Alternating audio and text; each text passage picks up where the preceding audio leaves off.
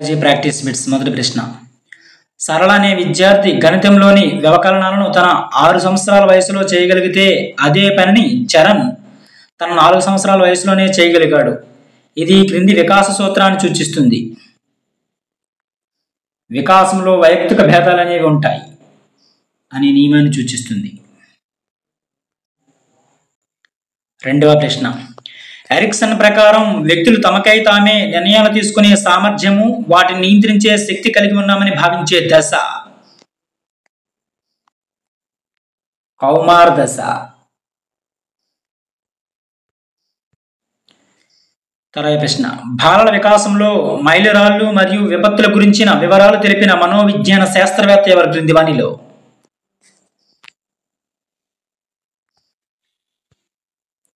Having arts.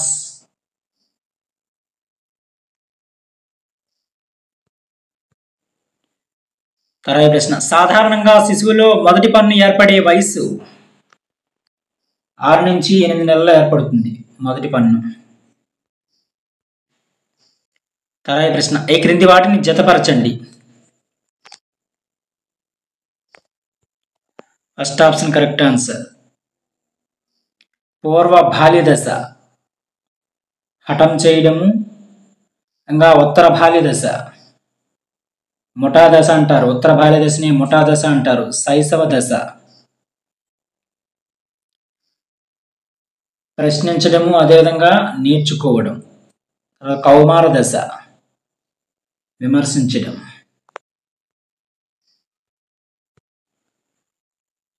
తర్వాత ప్రశ్న. ఆక్వేరియంలోని చేపల ప్రవర్తనను పరిశీలించడం. నియంత్రిత పరిశీలన.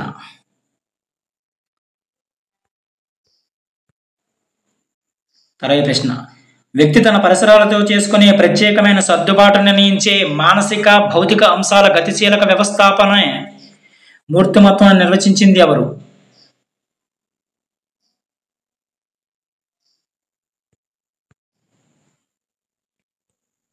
జిడబ్ల్యూ ఆల్పోర్ట్ నిర్వచించారు.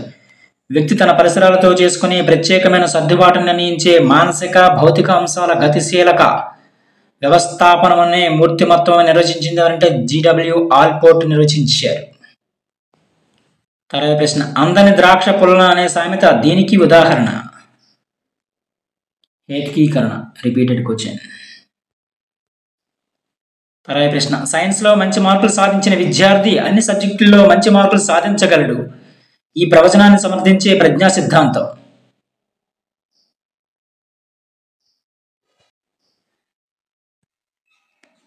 ఏకకారక సిద్ధాంతం. తర్వాత ప్రశ్న. ప్రత్యేక సందర్భాల నుంచి ప్రారంభమై సాధారణ విషయాల వైపు పయనించే వివేచన? అగమన వివేచన.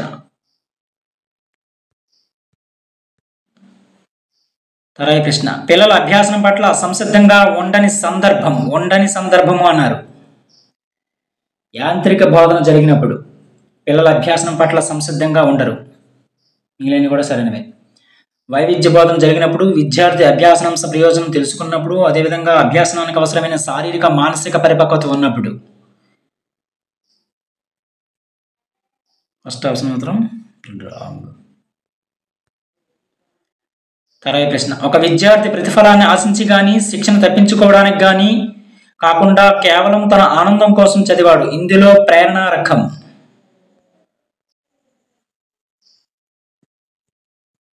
అంతర్గత ప్రేరణ. తర్వాత ప్రశ్న. అభ్యాసనం అనేది అనుభవం ద్వారా జరుగుతుంది కానీ అనారోగ్యము, అలసట, మత్తు పదార్థాల వలన కాదని వివరించింది క్రింది వానిలో? హెర్గెన్హాన్ వివరించారు. తర్వాత ప్రశ్న. ప్రయత్నాల సంఖ్య పెరిగే కొలది ఒప్పుల సంఖ్య నిష్పాదన క్రమేణా పెరిగే సందర్భంలో ఏర్పడే అభ్యాసన వక్రరేఖ? ఆరోహణ వక్రరేఖ. తర్వాత ప్రశ్న. ఈ క్రింది వానిలో గౌణ అవసరం? గుర్తింపు. తర్వాత ప్రశ్న. ఒక వ్యక్తికి కానీ వస్తువునికి కానీ సంఘటనకు కానీ సంబంధించి కల్పించే సాధారణ అవగాహన? భావన. తర్వాత ప్రశ్న, ఈ క్రింది వాటిలో గెస్టాల్ట్ వాదులు ప్రతిపాదించిన ప్రత్యక్ష వ్యవస్థాపన నియమం కానిది? అభ్యాస నియమం. తర్వాత ప్రశ్న, డెజావో అనేది ఫ్రెంచ్ పదం. డెజావో అనేది ఫ్రెంచ్ పదం. తర్వాత ప్రశ్న, పురాతన అభ్యాసన బదలాయింపు సిద్ధాంతం క్రింది వానిలో? నీతి క్రమశిక్షణ సిద్ధాంతం అనేది పురాతన అభ్యాసన బదలాయింపు సిద్ధాంతం. తర్వాత ప్రశ్న, ఈ క్రింది వానిలో ఒకటి జ్ఞాన రంగానికి చెందదు? గ్రహించడము అనేది. తర్వాత ప్రశ్న, PIED అనగా abbreviation? Project integrated education for the disabled. తర్వాత ప్రశ్న, .gif ఫైల్ ఫార్మేట్ అర్థం ఏమిటి? Graphic interchange format. తర్వాత ప్రశ్న, NEP 2020 ప్రకారం విద్యలో సన్నాహక దశ 3, 4, 5 తరగతులు. తర్వాత ప్రశ్న, భారతదేశంలో జాతీయ విద్యా విధానాన్ని మొట్టమొదటిసారిగా రూపొందించిన సంవత్సరం? 1968లో రూపొందించారు మొదటిసారిగా. తర్వాత ప్రశ్న, RTE 2009 ప్రకారం విద్యార్థి పాఠశాల నుండి బదిలీ ధృవీకరణ పత్రాన్ని TC పొందే హక్కును తెలియజేసే అధ్యాయం?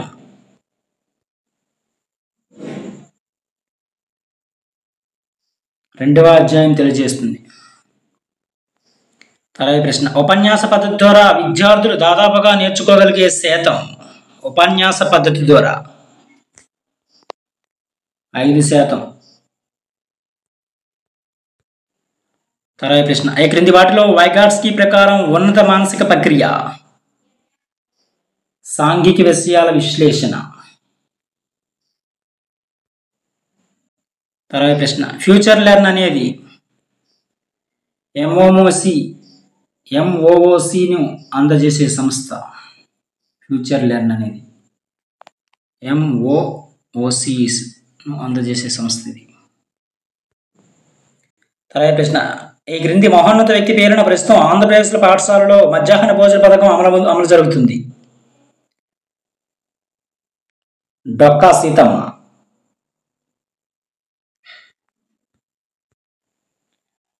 తర్వాత ప్రశ్న, అభినయం, నృత్యం చేయడం అనేవి ఈ క్రింది నైపుణ్యాలకు చెందినవి క్రింది వానిలో? శారీరక నైపుణ్యాలకు చెందినవి. ఇవి సైకాలజీ సంబంధించిన కొన్ని ప్రీవియస్ ఇయర్ ప్రాక్టీస్ బిట్స్. మరిన్ని ప్రాక్టీస్ బిట్స్ కోసం మన ఛానల్ని సబ్స్క్రైబ్ చేసుకుంటాను. Thank you.